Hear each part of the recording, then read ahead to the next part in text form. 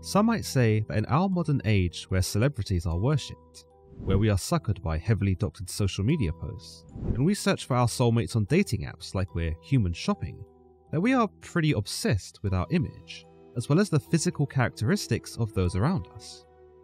In that sense, we aren't too different from those who existed some thousands of years ago, specifically the ancient Greeks, who, would you believe it, put a ton of emphasis on looks, to the point that looks were even an indication of whether you were trustworthy, whether you were likable, and to some extent could even determine if you were a good person. But were these characteristics of beauty and attractiveness different from what we would today consider beautiful and attractive? With this in mind, one might question what kind of features did the ancient Greeks prefer? What body types did they desire? And were there any characteristics that were welcome then, but are shunned now? Better yet, you might begin to question whether you were attractive in ancient Greece, and what that might have meant for you. And here we are now at the most beautiful awards. Introducing first, Stereotypical Greek Male 1. Introducing second, Stereotypical Greek Male 2. Introducing third, The Legends of History. And the winner of the most beautiful goes to today's sponsor, Flexispot. Oh come on, it's just a desk. Or is it? Flexispot makes some really great desks and both home and office equipment, from standing desks, gaming chairs, monitor mounts, and storage accessories.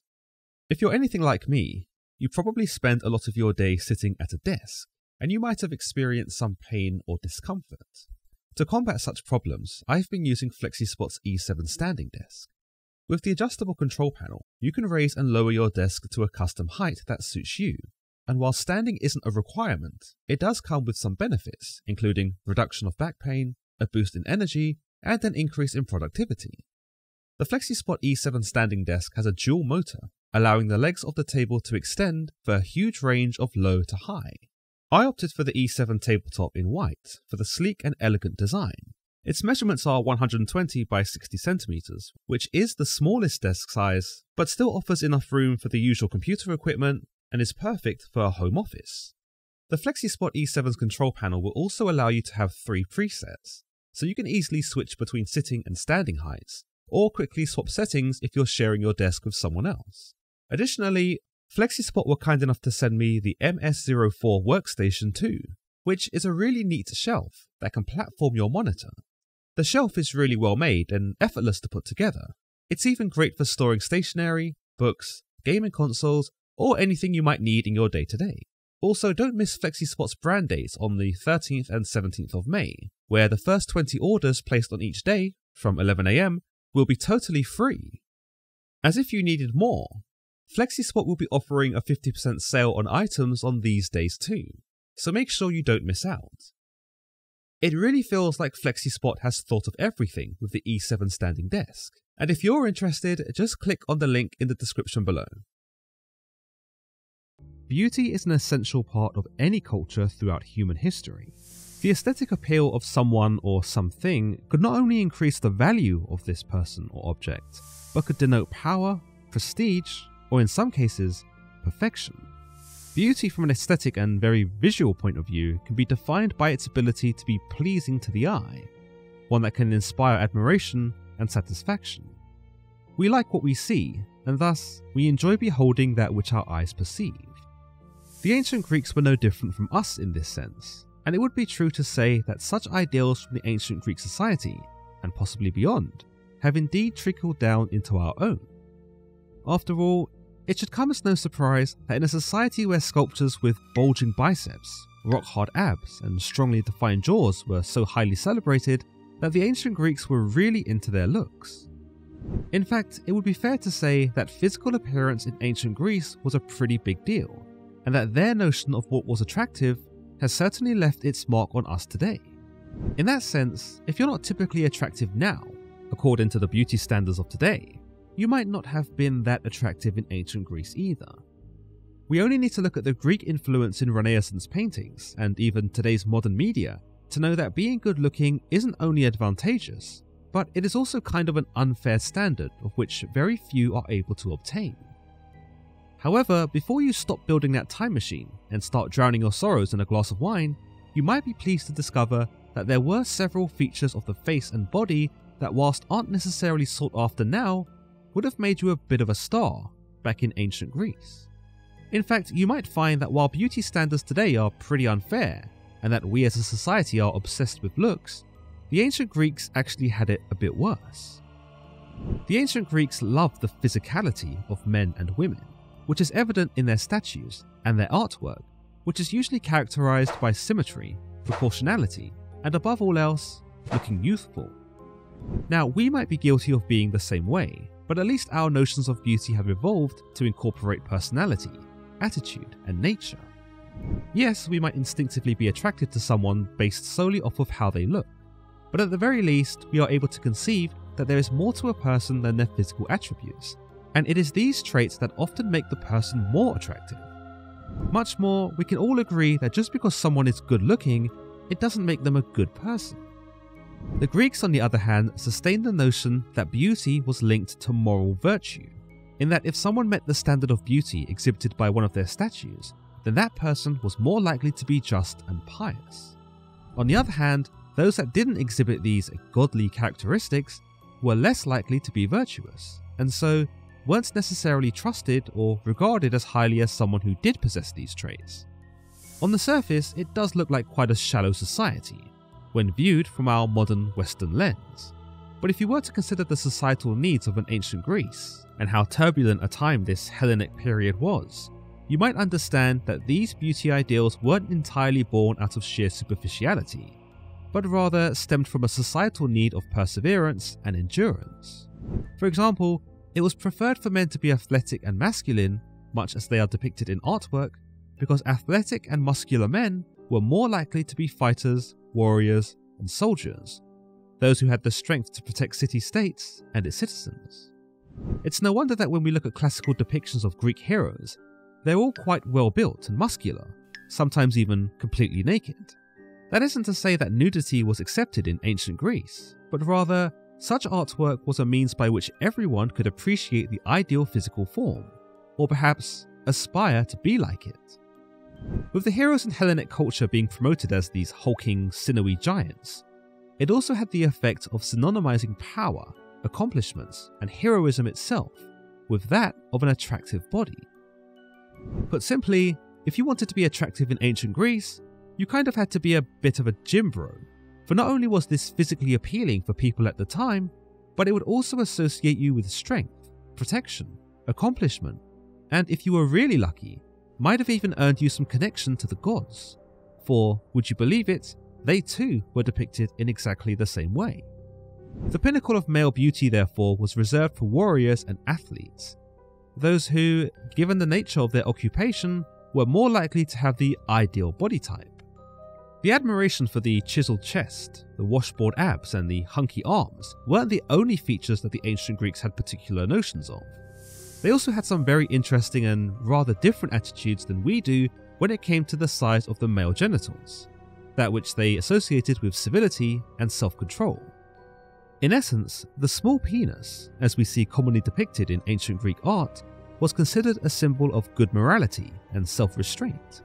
He who possessed such a feature might have been deemed as disciplined, affable, and above all else, a pleasant person. To have a large penis, on the other hand, would come with something of a stigma, linking you to the likes of someone who had no morals, who was uncivilized, and who lacked intellectual or rational thought. Such a feature would not be praised as it is today, and to have a large penis in ancient Greece might have even gotten you alienated, as you may have been associated with barbarians. This can be gathered from how the genitals were depicted in ancient Greek art, where the chiseled and muscular sculpture of the ideal Greek man possessed a small penis, whilst the depictions of barbarians and foreign invaders were depicted with large, sometimes exaggerated genitals. This may have stemmed from an early Hellenistic belief that excess was not a good thing, and thus having a larger than average body part, whether a nose, a chin, or even a penis, would be a negative feature. With this enlarged body part, It might have also ruined the symmetry and proportionality of the body that Greeks valued so much, and thus would have rendered you undesirable. So, not only would you have to have defined muscles and a well-proportioned symmetrical face, but you also had to make sure that all of your body parts fit a specific ratio in order to be classified as truly attractive. By having body parts be an average regular size, in this instance the penis, it allowed for the Greeks to imagine a man who was self-controlled and valued moderation, because all of his body parts were in moderation. This idea was integral to one achieving this almost harmonious image that the ancient Greeks celebrated. Of course, there's no way to actually achieve any of this because most of it is down to genetics. Unless you considered surgery, which we know the ancient Greeks didn't readily have available. So to be considered truly attractive in ancient Greece mostly came down to absolute luck. One of the ways the ancient Greeks decided upon whether a person was beautiful or not came down to ratios. Ancient Greek mathematician Pythagoras put forward the idea that there was a specific calculation that when applied to art, nature, architecture, or the human face, could determine how visually appealing it really was. Known simply as the golden ratio, it entails dividing a line in two parts, whereby the longer line, when divided by the shorter line, equates to the whole length of the entire line when divided by the longer one. Such equations allowed the Greeks to estimate what they deemed was the perfectly proportioned and most beautifully balanced figure or face that any one human could aspire to have. In case you were wondering who amongst our times would have a chance in ancient Greece, you might be interested to know that when we apply the golden ratio to celebrities, the most beautiful faces, according to Pythagoras, belong to Robert Pattinson and Jodie Comer. So for reference, if you look anything like Robert Pattinson or Jodie Comer, chances are you probably would have fared quite well in ancient Greece. It should be remembered though, that whilst the ancient Greeks were very visual, to the point that physical characteristics could determine one's personal traits, the whole point of these types of ratios wasn't to rate who was hot or not, but rather to determine how balanced a face was, because on top of being attractive, this balanced face also reflected the broader values of what the Greeks found attractive. Someone who was mentally and emotionally balanced, someone who was harmonious within themselves, and someone who acted in moderation. When it comes to hair and hairstyles, you probably won't be surprised to learn that less isn't more. Hair had a significant part of Hellenic society, as told to us by the various epics, where the hair of heroes was acutely described by various authors. The Iliad, for example, tells us that Odysseus had golden hair, whilst other characters had long, billowing hair that was thick and in abundance. Suffice to say, bald heads didn't make the cut in ancient Greece, and it would appear that the more hair you had, the better chances you had at being considered attractive. If your hair was curly, much as many of the Greek heroes were, as described in works by Dionysus, you'd probably again have more of an edge over your competition, on the account that once more, you'd be associated with these very heroes, and thus, automatically, absorb all of their qualities. With that in mind, hair went a long way in enhancing a man's physical attractiveness, and perhaps, in some cases, may have even made up for some of his other less attractive qualities. So as we can see, the physical features of a person were tremendously important to the ancient Greeks, and could prove to be imperative when it came to first impressions. However, was there anything, as far as internal character went, that could help boost one's physical appearance? Well, there was one concept known as Kharis, often translated as grace or charm. Whilst primarily focused on the notions contained within relationships, Kharis was also believed to be closely associated with one's overall attraction level, particularly a person's elegance and their charm. I'm sure many can relate to being attracted to someone's courage, their humour, their compassion, and so Kharis was a means by which to incorporate those very elements that came from within a person. However, the Greeks also believed that Kharis could be expressed through more physical means: the smoothness of one's skin, the softness of their touch, the colour in their eyes, and again, the proportions of their bodily features. So yes, whilst charm and elegance went a long way, ultimately it came down to looks with the Greeks, where one's physical beauty was a reflection of their Kharis. Interestingly, there was also a belief that if one was dealt a bad hand in the looks department, they could actually improve their looks by simply being a better person. They could take steps to improve their Kharis by practicing their charms, by establishing grace, and by being a more righteous person overall.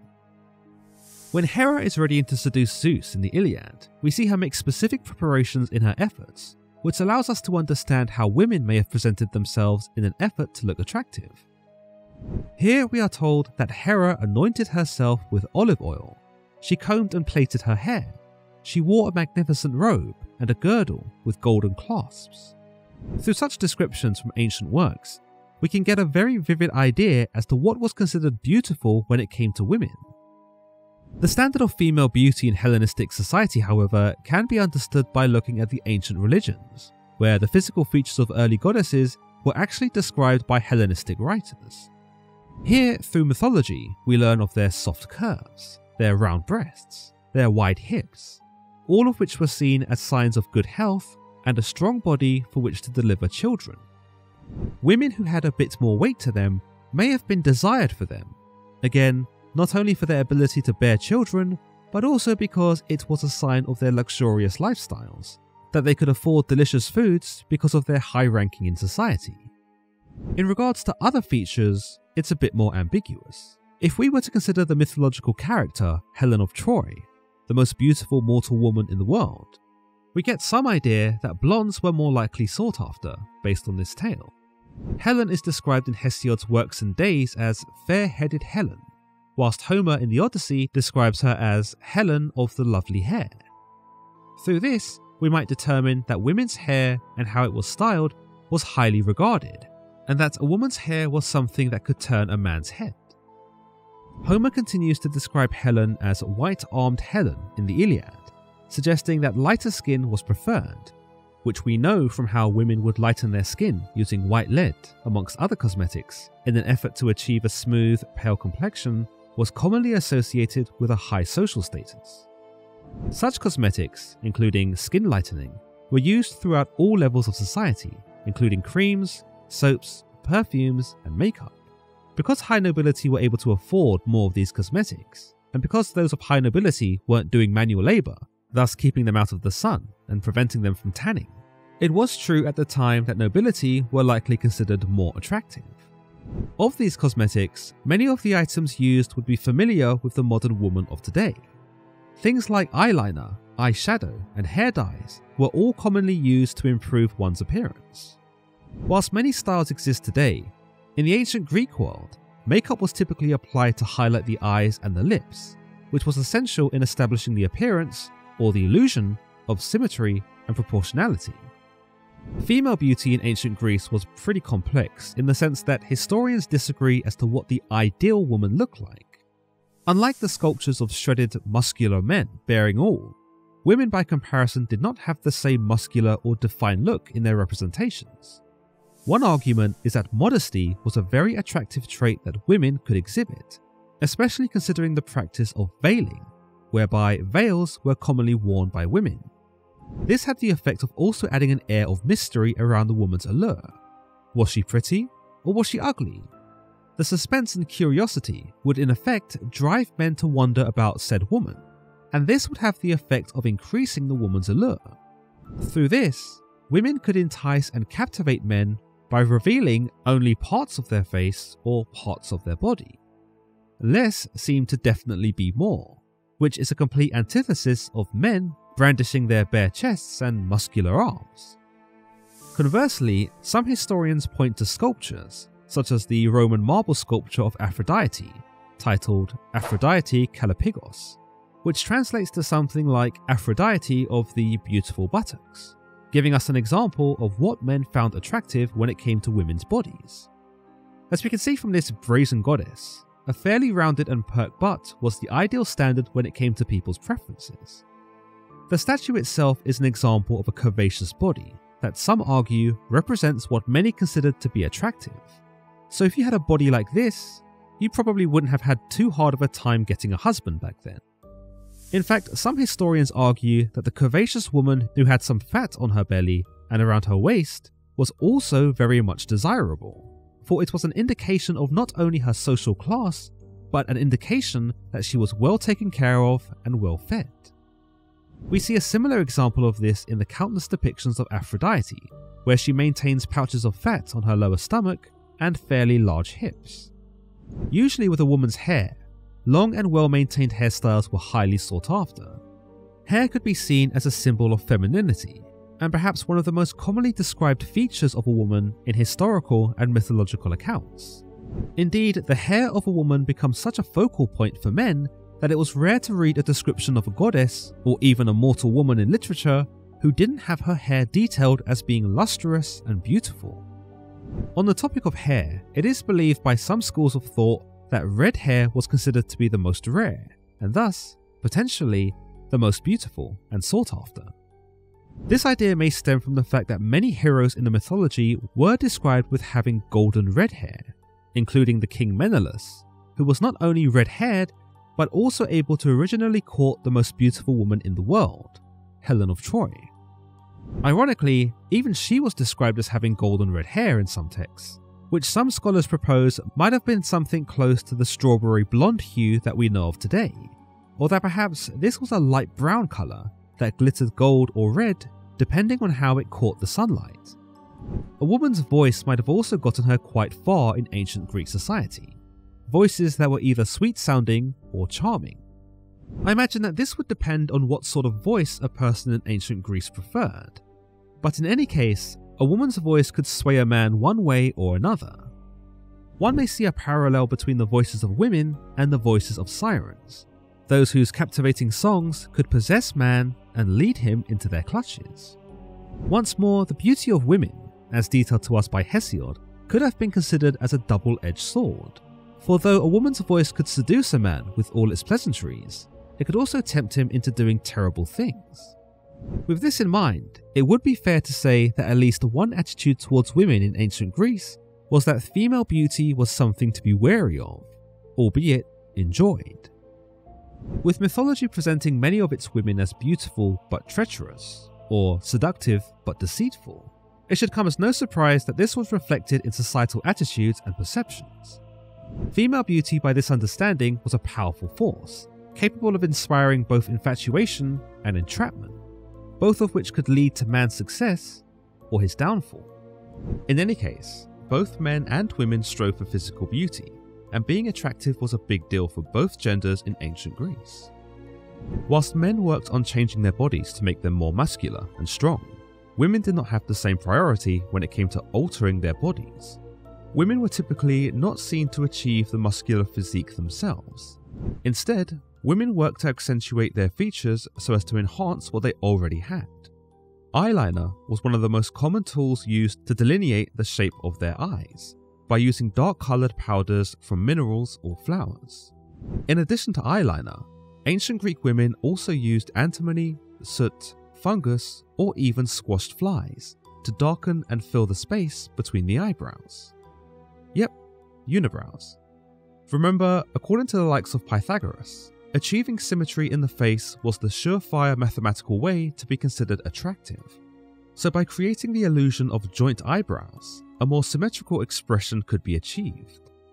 It was also not unheard of for women in ancient Greece to use substances such as vitriol on the eyes themselves, in an effort to make them appear larger than they actually were, giving us the idea that bigger eyes, or perhaps fuller eyes, were considered generally more desirable. Without question, being physically attractive in ancient Greece had its advantages, just like it does today. However, being an attractive man in ancient Greece was probably as good as it got. Attractiveness, especially male attractiveness, was the epitome of beauty in ancient Greek society, and to be a physically attractive man was to solidify yourself within society as having high value and high worth, certainly higher than any physically attractive woman had any right to. In fact, all stages of being an attractive male were celebrated, from youth to man to elderly, and could even take place in the form of beauty contests known as Kalistia. Those who won these competitions were believed to carry out rituals for the gods, some of which included performing physical feats and tests of endurance, as if to warrant that their beauty and physical prowess was somehow symbiotic. Older men were involved in these competitions, and were believed to take part in both athletic and musical competitions, once more as if to suggest that there was some correlation between being physically attractive and possessing some unrelated talent.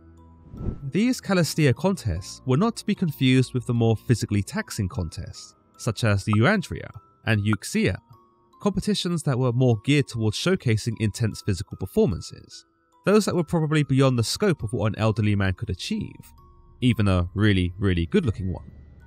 The more well-known Euandria competitions took place during the annual Athenian festival known as Panathenaea, where teams of the city would compete in games to demonstrate their physical abilities.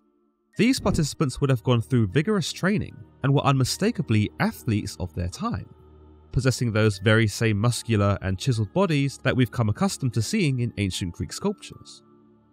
Interestingly, foreigners were not allowed to compete during these festivals, likely for religious reasons, though some historians have used this to suggest another feature of attractiveness in ancient Greece, that if you weren't actually Greek, then you probably wouldn't have had that much of a chance in that sense either, regardless of how chiseled or ripped your body was.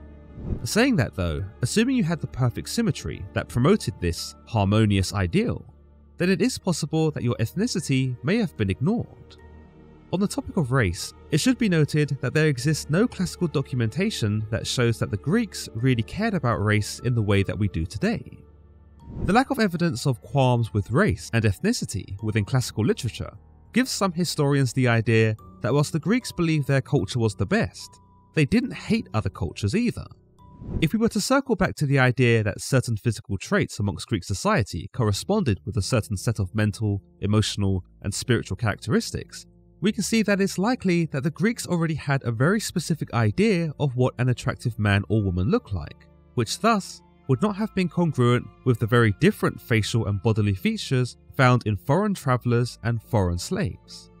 Some might argue that whilst race played a factor in determining your beauty in ancient Greece, it wasn't exactly racism that eliminated you from the running. It was more so indifference, in the fact that the Greeks had already established what they liked, and that was pretty much themselves. On the other hand, some might argue that this alienation is a form of racism, but perhaps we'll dive into this subject in another video.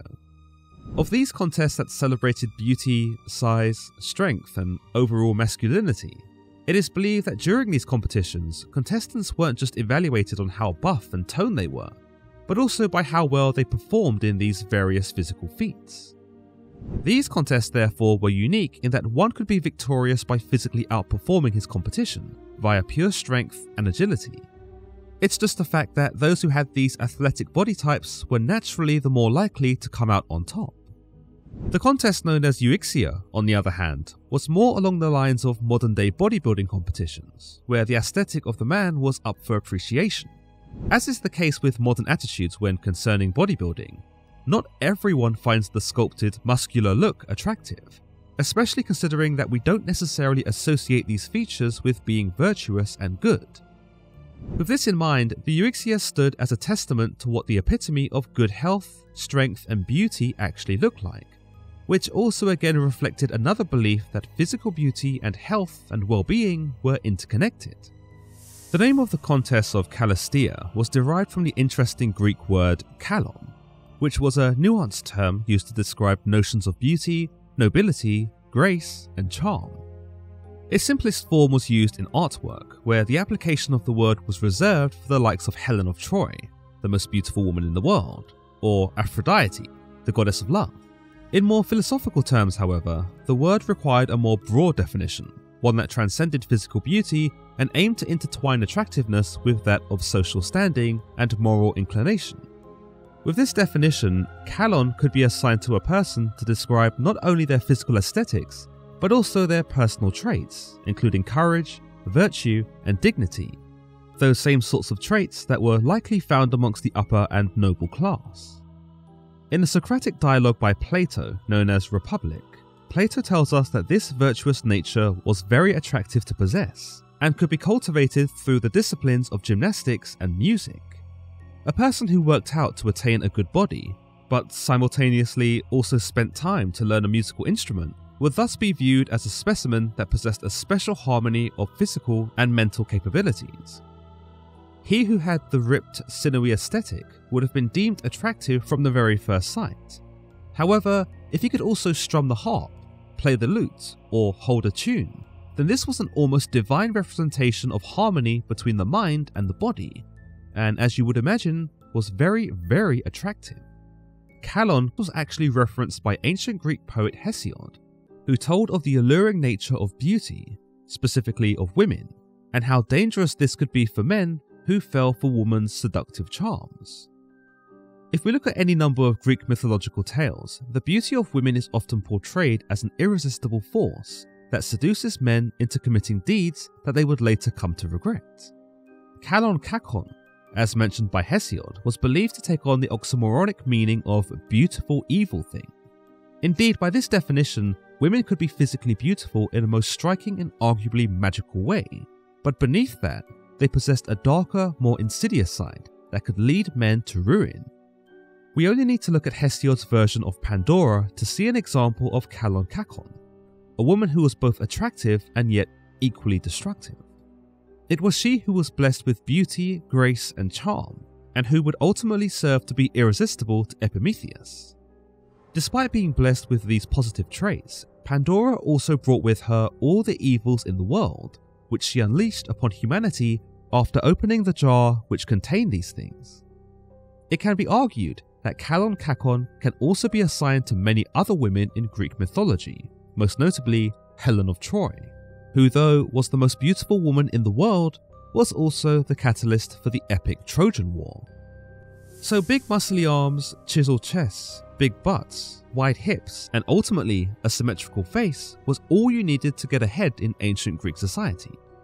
In some capacity, it doesn't sound all that different from the typical beauty standards of today, although at least most of us are able to identify now that having attractive physical traits has no bearing on how one is as a person. Ideal physical beauty in ancient Greece was shaped by a social structure that enabled the Greek male to be placed at the zenith of the hierarchy.